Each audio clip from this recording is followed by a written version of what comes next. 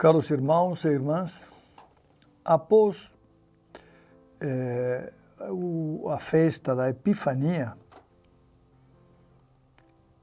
que celebramos o domingo passado, a liturgia eclesial nos apresenta agora, a seguir, neste domingo, o batismo de Jesus Cristo. Ou melhor, se vocês querem, o batismo de João. Porque, na verdade, embora Jesus tenha sido batizado por João, mas, na verdade, não é o batismo de Jesus, é este batismo que João apresenta. Nós vamos ver como o batismo de Jesus tem outras características diferentes. É bem diferente do batismo de João. O próprio João já fala isso num dos seus textos, um dos textos do Evangelho, de que o batismo dele é só sinal de conversão. E o que vale é o batismo daquele que virá, que é Jesus Cristo. Pois bem, as leituras de hoje nos apresentam o profeta Isaías, depois nós vamos escutar também, nós faremos uma leitura sobre Atos dos Apóstolos e, por fim, a leitura do Evangelho. Vamos começar, então, com Isaías. Diz o texto assim: Assim fala o Senhor: Eis o meu servo, eu o recebo. Eis o meu eleito, nele se compraz minha alma. Pus meu espírito sobre ele, ele promoverá o julgamento das nações. Ele não clama, nem levanta a voz, nem se faz ouvir pelas ruas. Não quebra uma cana rachada, nem apaga um pavio que ainda fumega, mas promoverá o julgamento para obter a verdade. Não esmorecerá, nem se deixará abater, enquanto não estabelecer a justiça na terra. Os países distintos esperam seus ensinamentos. Eu, o Senhor, te chamei para a justiça e te tomei pela mão. Eu te formei, te constituí como centro de aliança do povo, luz das nações, para abrires os olhos dos cegos, curar os cativos da prisão, tirar os cativos da prisão, livrar do cárcere os que vivem nas trevas. Palavra do Senhor, graças a Deus. Este texto do profeta Isaías, nós o conhecemos na igreja como o primeiro cântico do servo. Aqui já está anunciada a missão do servo. A missão do servo vai ser libertar, levar a palavra de Deus, resgatar. Essa é a missão do servo. Tirar da escravidão aqueles que são escravos e libertar todos. Essa é a sua missão. E para isso foi escolhido por Deus, para realizar esta missão. Como digo, este texto todo é reconhecido como o primeiro cântico do servo de Javé. Primeiro cântico. Recordemos que existem 4 cânticos. Ao longo do texto de Isaías se descrevem 4 cânticos. E os últimos cânticos são aqueles que são mais dramáticos, porque descrevem a morte do servo de Javé. Como ele será castigado, como ele vai ser morto, como será aniquilado. Essa descrição acontece nestes textos que nós chamamos cânticos do servo, que estão colocados ao longo do texto de Isaías. O texto de Isaías é um texto bastante comprido. E muitas vezes a gente não sabe bem a quem o texto se refere, né? Mas os estudiosos que conhecem bem a Bíblia e que se dedicam a isso, né? A descobrir as nuances da Bíblia, eles descrevem neste texto o que eles chamam de Deutero-Isaías, que seria um segundo Isaías. Em outras palavras, é como se o texto do profeta Isaías tivesse sido escrito por uma outra pessoa diferente, não pelo profeta, mas por um outro profeta, cujo nome não sabemos. Não sabemos. Por isso é chamado de segundo Isaías, né? A temática é um pouco diferente do primeiro Isaías, mas na temática estão presentes também o desejo de que o povo seja fiel a Deus, de que abandone a idolatria, que muitas vezes está presente na vida do povo, e que o povo realmente obedeça às leis de Deus. Por isso, o Deutero-Isaías, o segundo Isaías, nos descreve, pois, esta figura que é um tanto misteriosa, a figura do servo. Quem é o servo? Para alguns, interpretam que o servo é uma pessoa, não é, escolhida por Deus, que Deus envia, no qual se compraz o próprio Deus, porque agrada a Deus, porque é uma pessoa do agrado de Deus, tá? E que procura sempre promover o julgamento entre as nações, o julgamento e a paz entre os povos. Mas tem uma outra interpretação que diz que o Deutero-Isaías não seria só uma pessoa, embora o texto tenha sido escrito por uma pessoa, se imaginamos, mas que o texto se referiria a um povo, a uma nação. E aqui estaria incluído todo Israel, todo o povo de Israel, né? Todo o povo judeu. Na verdade, não é só judeu, seria todo o povo de Israel, porque, embora usemos às vezes as expressões com o mesmo sentido, uma coisa são os judeus e outra coisa são os israelitas.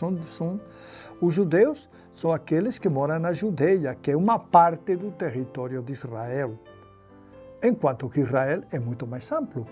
Incluía a Idumeia, a Galileia, a Samaria. Tudo isso fazia parte também, junto com a Judeia, fazia parte de Israel, tá?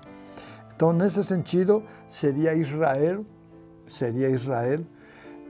esta figura que aparece no Deutero-Isaías. Seja como for, o que nos interessa no texto é que realmente o texto manifesta digamos assim, a disposição de Deus em acolher uma pessoa que vai ser o seu representante, que vai ser quem vai representá-lo, que vai ser quem vai levar a paz, que vai ser realmente quem traga a justiça para o povo. Recordando, como já temos falado em outras ocasiões, que o povo judeu em particular e o povo israelita em geral são povos que têm sofrido ao longo da história muitas invasões, muitas conquistas, são povos dominados, até escravizados, como já vimos em algumas passagens do Antigo Testamento, povos que realmente viviam na incerteza embora tivessem períodos de tranquilidade, de paz, viviam na incerteza, porque eram povos pequenos, dominados facilmente pelos poderosos daquele tempo, pelos povos poderosos, como eram, por exemplo, o Egito e a Assíria, as duas potências daquele tempo, diríamos como hoje, por exemplo, Rússia e Estados Unidos, ou coisa parecida, não é? mais ou menos.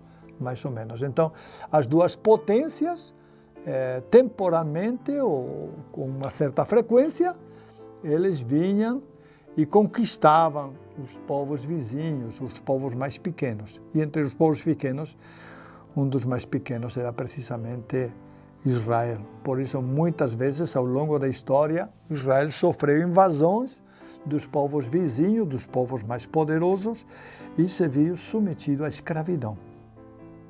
Como, por exemplo, temos o caso do Egito, a escravidão do Egito, e também outras escravidões, por exemplo, na Babilônia também.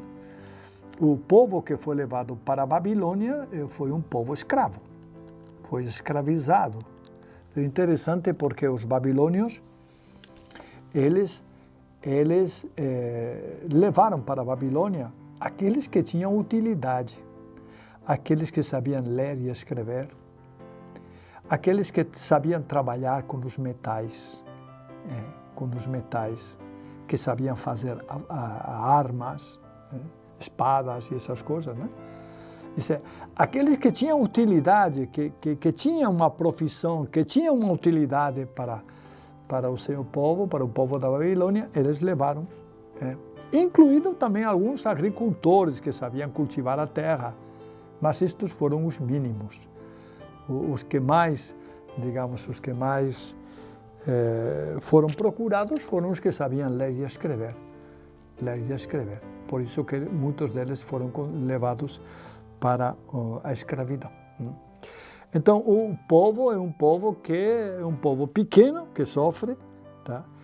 E por isso Deus o conclama a se levantar, a acordar, a perceber que, embora seja um povo pequeno, são um povo que a sua força não está nos exércitos, a sua força está na fidelidade a Deus. E é o que o tempo todo Deus quer mostrar para eles, para este povo. A sua força não está nas espadas, nas lanças, nos carros de guerra que eles têm, mas a sua força está em Deus, na confiança em Deus. E é onde muitas vezes o povo falha e acaba abandonando ou se aliando a outras pessoas e logo acaba se dando mal, porque é derrotado, enfim. Este é o ambiente que descobrimos nesta leitura do profeta Isaías, uma leitura que nos chama, pois, a refletir sobre a realidade de em quem colocamos nossa confiança. No fundo é isso. Colocamos em quem nossa confiança? No Egito? Nos seus carros de guerra? Ou na Babilônia? Nos seus exércitos? Quantidade enorme de soldados? Ou em quem colocamos nossa esperança? E essa pergunta nós também nos fazemos hoje. Hoje nós também podemos nos perguntar, em quem colocamos nossa esperança? Nós colocamos no dinheiro que temos no banco? Ou que não temos? Nós colocamos, não sei, numa pessoa? Em quem colocamos nossa confiança? Se não for em Deus, vamos nos dar mal. Nossa confiança deve estar colocada em Deus. Em Deus deve estar nossa confiança.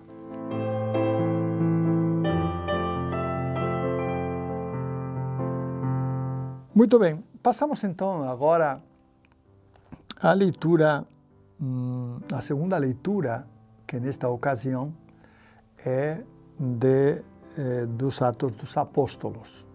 Pedro está pregando, e manifesta a todos aquilo que nós já tínhamos falado antes, que Paulo experimentou. Vocês devem recordar um domingo atrás, não sei se foi o domingo passado, refletimos sobre o fato de que Paulo, depois de um momento de oração, chegou à conclusão de que a salvação é para todos.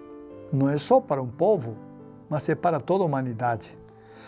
E mais ou menos essa é também a conclusão para a qual Pedro chega e manifesta no discurso que faz diante da comunidade toda, manifesta, pois, essa situação. Vamos escutar, pois, com atenção esta palavra, esta leitura do Atos dos Apóstolos. Diz assim: Naqueles dias, Pedro tomou a palavra e disse: De fato, estou compreendendo que Deus não faz distinção entre pessoas. Pelo contrário, Ele aceita quem o teme e pratica a justiça, qualquer que seja a nação a que pertença. Deus enviou sua palavra aos israelitas e lhes anunciou a boa nova da paz, por meio de Jesus Cristo, que é o Senhor de todos. Vós sabeis o que aconteceu em toda a Judeia, a começar pela Galileia, depois do batismo pregado por João. Como Jesus de Nazaré foi ungido por Deus com o Espírito Santo e com poder. Ele andou por toda parte, fazendo bem e curando a todos os que estavam dominados pelo demônio, porque Deus estava com ele. Palavra do Senhor, graças a Deus. Pedro também, neste texto, chega à conclusão de que a salvação é para todos aqueles que a acolhem. Não é só para alguns, não é só para algumas pessoas, é para todas, para todas. Portanto, quem deseja a salvação deve trabalhar também para que os seus irmãos cheguem à salvação. E aqui nós temos um ponto muito importante, é que meu irmão, a salvação do meu irmão, também depende de mim, das ajudas que eu der a ele. A salvação de todo o gênero humano depende de mim, da oração que eu fizer, dos sacrifícios que eu fizer, de todas as atitudes que eu possa ter na vida, da justiça, da fraternidade. Tudo isso depende de mim. Meu irmão pode ser melhor se eu realmente oro por ele, rezo por ele, peço a Deus por ele, pela sua salvação também. De maneira que no mundo todos estamos interligados e todos formamos uma grande família. Grande família que deve orar uns pelos outros, que deve nos levar a orarmos uns pelos outros. Uma grande família que está comprometida. Uns com os outros estamos comprometidos na salvação do nosso irmão. E é isso que Pedro nos diz um pouco, quer dizer, Deus nos propõe a salvação. É claro que cada um deve acolher essa salvação, mas é claro também que as orações dos irmãos ajudam a tomar consciência da necessidade da própria salvação. Esse é o sentido um pouco desta leitura que Pedro nos manifesta nos Atos dos Apóstolos. E é interessante porque o autor dos Atos dos Apóstolos, que é Lucas, como vocês já sabem muito bem, ele fala um pouco do que aconteceu na Judeia e na Galileia. Judeia e Galileia foram o território onde Jesus, embora tivesse em algum momento saído da Galileia e também da Judeia, mas é o território onde normalmente Jesus desenvolve as suas atividades, os seus milagres, onde realiza todo tipo de maravilhas é nessa terra da Judeia e da Galileia. Por isso, o autor de Atos dos Apóstolos nos lembra o que aconteceu com Jesus. Jesus que foi ungido por Deus, ungido com o Espírito Santo. Jesus age pelo Espírito Santo, atua pelo Espírito Santo. Ele, quando liberta os demônios, o faz na força do Espírito. Ele, quando cura as pessoas, o faz também na força do Espírito. É com a força do Espírito Santo que Jesus vai realizando todos aqueles milagres que descobrimos nos textos do Evangelho. Este é Jesus, o Jesus que, como vamos ver depois no Evangelho, foi batizado por João. Mas o batismo de João não lhe deu a força do Espírito Santo. O batismo que dá a força do Espírito Santo é o batismo de Jesus. É o batismo de Jesus. Por isso nossas crianças são batizadas no batismo de Jesus Cristo. E não no batismo de João, que simplesmente servia para expressar o arrependimento dos pecados cometidos durante a vida. Então, este é Jesus, o Jesus ungido por Deus, e com a força do Espírito Santo, ele é capaz, então, de realizar essa sua missão, curando, expulsando demônios, levando a paz às pessoas, levando a saúde, enfim, tudo aquilo que Jesus fez durante a sua vida pública.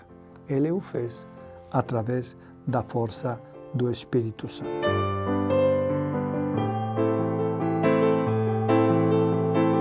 E passamos então agora a ler um pouco o Evangelho. O Evangelho deste dia é do capítulo 3 de Lucas e nos descreve de forma rápida, não é, um pouco sobre o modo como João agia na beira do Rio Jordão, tá? E para mostrar um pouco a diferença do batismo de João com o batismo de Jesus. Que embora possa parecer que não há grandes diferenças, na verdade as diferenças não aparecem, mas estão presentes no batismo de Jesus e são grandes. Escutemos, pois, com atenção o texto do Evangelho segundo Lucas. Naquele tempo, o povo estava na expectativa e todos se perguntavam no seu íntimo se João não seria o Messias. Por isso João declarou a todos: Eu vos batizo com água, mas virá aquele que é mais forte do que eu. Eu não sou digno de desamarrar a correia de suas sandálias. Ele vos batizará no Espírito Santo e no fogo. Quando todo o povo estava sendo batizado, Jesus também recebeu o batismo. E enquanto rezava, o céu se abriu e o Espírito Santo desceu sobre Jesus em forma visível, como pomba. E do céu veio uma voz: Tu és o meu Filho amado, em ti ponho o meu bem-querer.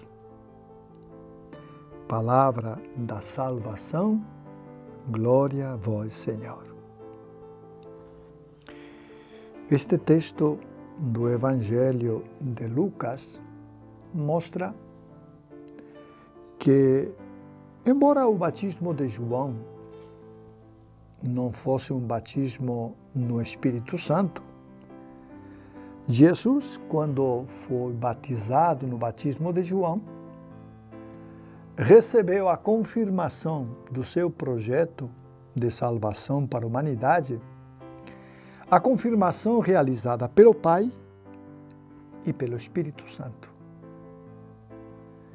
Por que digo a confirmação? Porque, primeiro, o Espírito se manifesta de forma visível, em forma de pomba. Pomba. Essa é a figura que nós temos sempre e que na história da igreja temos reproduzido muitas vezes para designar o Espírito Santo. Uma pomba. Uma pomba. Foi assim que se manifestou no batismo de Jesus, no batismo de João. E ao mesmo tempo, o Pai também se comunica, o Pai também fala.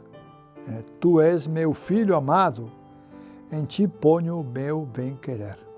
O meu bem-querer. Tu és o meu filho amado. Tá? Então, neste texto, em que se narra o batismo de João, descobrimos então a Trindade. O Filho, que é Jesus, que é batizado por João, o Espírito em forma de pomba e o Pai falando. É a voz que fala, é a voz do Pai, que fala, tu és o meu Filho amado, em ti ponho o meu bem-querer. É a voz do Pai que se manifesta e fala, confirmando a missão do Filho. Confirmando. Vejam que esta perspectiva da confirmação da missão nos dá, digamos assim, uma perspectiva de entender melhor como realmente o Pai está presente também na vida do Filho e do Espírito Santo. Os três agindo de forma uníssona, de forma conjunta, para que realmente o Filho receba a confirmação da sua missão e possa começar, porque a partir de agora, Jesus vai começar, depois do batismo de João, Jesus vai começar então a sua vida pública, fazendo milagres, pregando a palavra de Deus, anunciando a todos a sua salvação e procurando em todo momento levar o conforto para aqueles que estão mais sofridos e mais abandonados.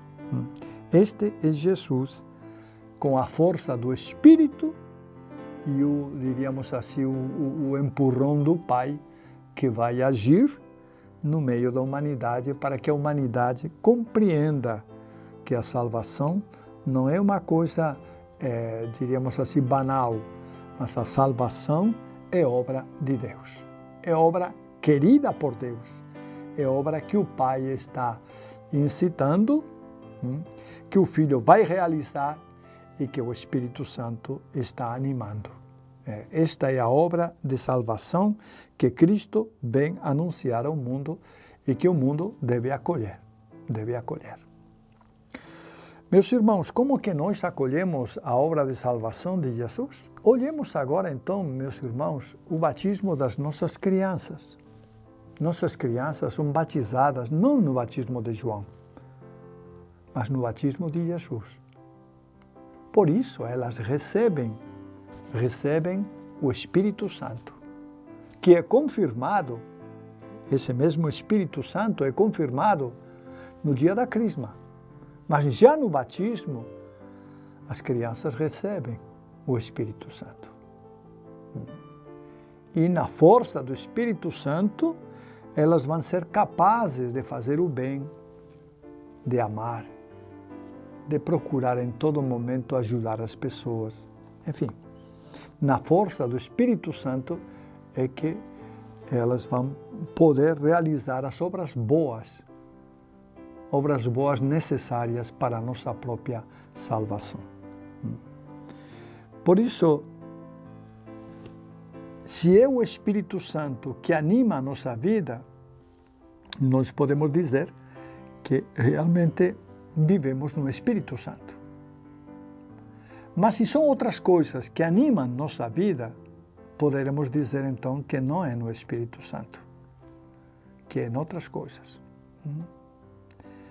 Aqui eu estou pensando em concreto nos pais e padrinhos das nossas crianças. Pais e padrinhos.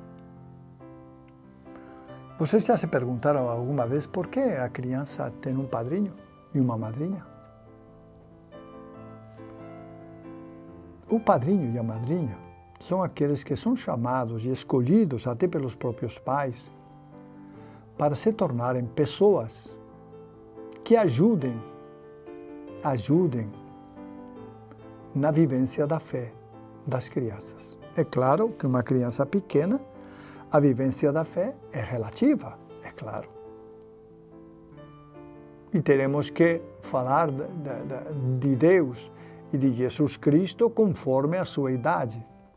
De maneira que, conforme vai crescendo, poderemos aprofundar mais a descrição de Jesus Cristo, o que Ele fez por nós. Mas a missão dos padrinhos é essa, é falar às crianças sobre Deus, sobre a realidade de Deus. E eu diria que não é só falar, mas também dar bom exemplo. E aqui vem uma coisa que nem todos os padrinhos realmente fazem. Dar bom exemplo aos afilhados e afilhadas. Manifestar com as suas obras, primeiro que Jesus Cristo é importante na sua vida. E segundo, manifestar com as suas obras, fazendo bem a todos, que realmente amam o Evangelho e a Palavra de Deus. Esse é o sentido do batismo. Não colocamos padrinhos e madrinhas simplesmente para enfeitar o batismo, que não precisaríamos disso.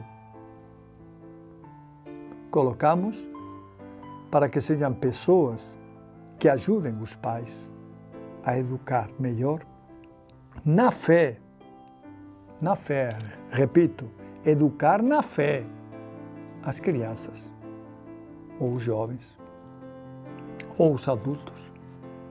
Esse é o sentido verdadeiro do padrinho. O padrinho não é aquele só que ajuda de vez em quando, que dá um presentinho, né? Que o dia do nosso aniversário nos oferece alguma coisa. Não.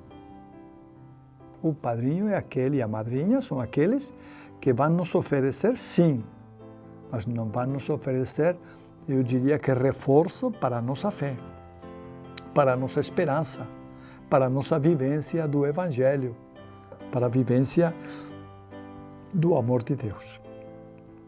É assim que deve agir o padrinho e a madrinha, devem agir assim, sendo conscientes de que não se trata aqui só de ajudar uma ajudinha de vez em quando, não. É muito mais. Eu diria ainda mais, o padrinho e a madrinha, de alguma maneira, têm a responsabilidade de orar também pelos seus afilhados e afilhadas, orar por eles, porque todos temos a responsabilidade de orar uns pelos outros. E na medida em que oramos, na medida em que nós rezamos pelos outros, nessa mesma medida também a graça de Deus vai agindo e atuando em nossos corações e abrindo-nos para as coisas de Deus, e eu diria que fechando-nos para as coisas do mundo.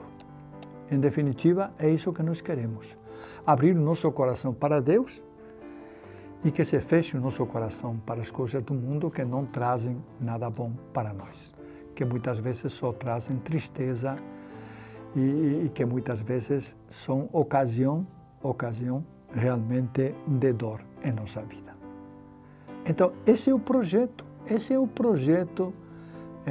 da igreja quando coloca padrinhos e madrinhas acompanhando os afilhados no batismo, que normalmente o batismo é de crianças muito pequenas que não podem realmente não têm autonomia por si mesmas, mas os padrinhos ajudam, pois, nessa parte. Esse é o sentido, o verdadeiro sentido do padrinho. O padrinho tem, antes de mais nada, uma obrigação espiritual de orar pelo seu afilhado, pela sua afilhada, de pedir a Deus sempre para que conserve o seu afilhado e a sua afilhada na paz dele e que conserve também eles na sua amizade. Esse é o projeto de Deus.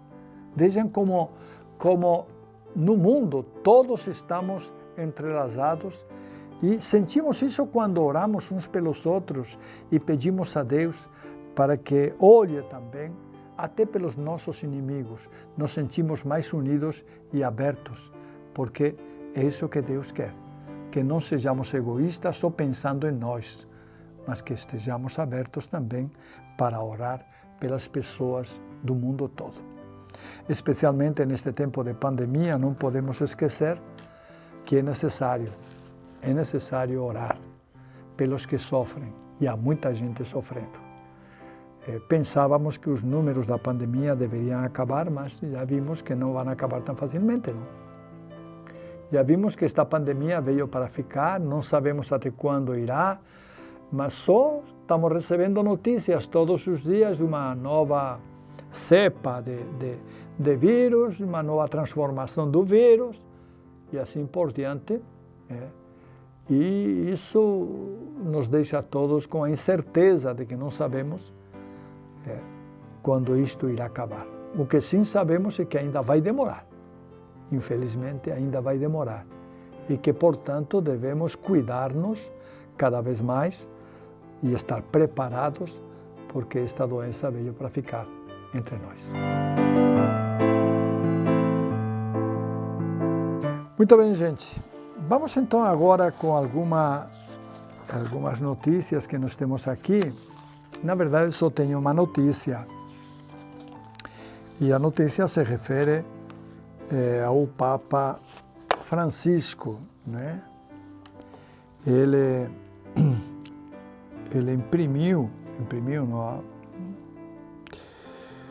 elaborou um texto, né? Uma mensagem para o 30º Dia Mundial do Doente.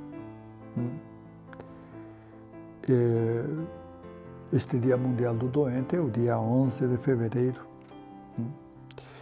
O texto, mais ou menos, é um apelo do Papa para que sejamos cada vez mais conscientes da realidade da doença e mais solidários também. Tá? O título recolhe um texto do evangelista Lucas, dizendo assim: sede misericordiosos, como o vosso Pai é misericordioso. Este é o texto que o Papa lança no início da sua colocação, com motivo dos 30 anos.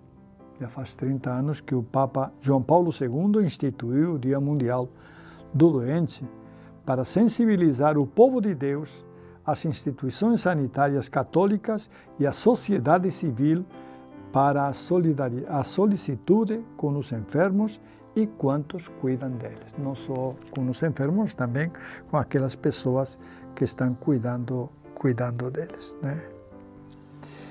E o texto se apoia em algumas realidades teológicas, como, por exemplo, a misericórdia do Pai. O Pai é misericordioso. O tema escolhido já nos lembra isso, né? Sede misericordiosos como vosso Pai é misericordioso. E este tema da misericórdia do Pai é que motiva esta mensagem do Papa no 30º Dia Mundial do Doente. O apelo de que sejamos misericordiosos. Nossa atitude de misericórdia deve estar presente especialmente com os doentes, com aqueles que estão sofrendo, com aqueles que realmente padecem doença. E se fundamenta na misericórdia do próprio Jesus. O Papa coloca como fundamento a misericórdia de Jesus. Jesus, diz o Papa, é a misericórdia do Pai. É como o Pai expressa a sua misericórdia, através de Jesus Cristo. E nós vemos nos Evangelhos como muitas vezes Jesus tinha pena e compaixão dos enfermos e como realmente os levava, os curava, precisamente por esse sentimento de pena e compaixão dos enfermos. Jesus, então, é a misericórdia do Pai. Jesus também nos convida a ter esta atitude com as pessoas que estão tendo seus tratamentos, que estão nas casas de misericórdia, que estão nos hospitais, que estão nos lugares onde a saúde é tratada. E nos pede também para fazer algumas visitas. É interessante porque o Papa apela também para essa realidade do doente, que muitas vezes ele se sente sozinho, sente a solidão profunda na sua vida, especialmente aqueles que não têm parentes.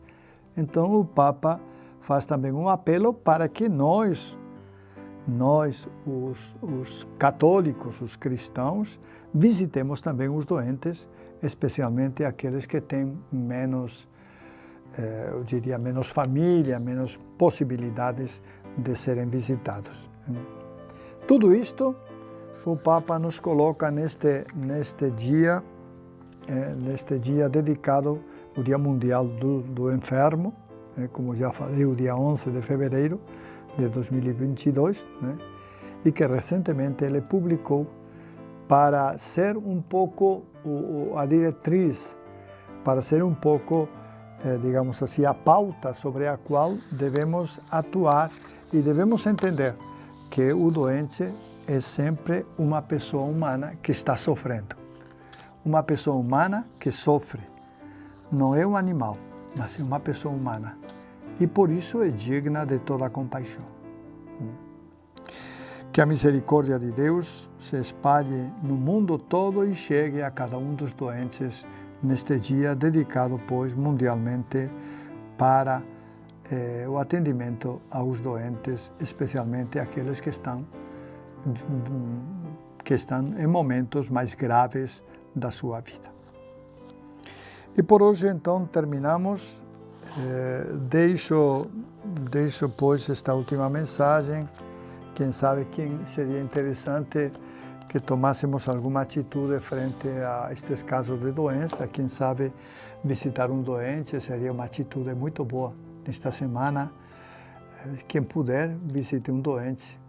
Eu também vou tentar visitar um doente, uma pessoa doente, porque dessa maneira, e levar um pouco a paz de Cristo para esta pessoa, Desta maneira, realmente, nós estaremos colocando em prática aquilo que o Papa quer de nós, é que realmente todos os doentes se sintam bem acolhidos e, embora o sofrimento da doença não é uma coisa que facilmente possa passar, mas pelo menos levando a palavra de Deus e levando a fé, certamente o doente vai se sentir mais confortável. Por hoje, então, terminamos. Desejo para todos realmente um dia feliz e que este dia do batismo de Jesus nos alerte sobre o nosso batismo e a necessidade de atualizar, de colocar em prática nosso batismo, porque nós somos cristãos. E cremos não só em Jesus, mas cremos também no seu batismo. E cremos no Espírito Santo e cremos no Pai. Que o Espírito, Jesus e o Pai nos ajudem a crescer no amor de Deus e a crescer também na esperança. Amém.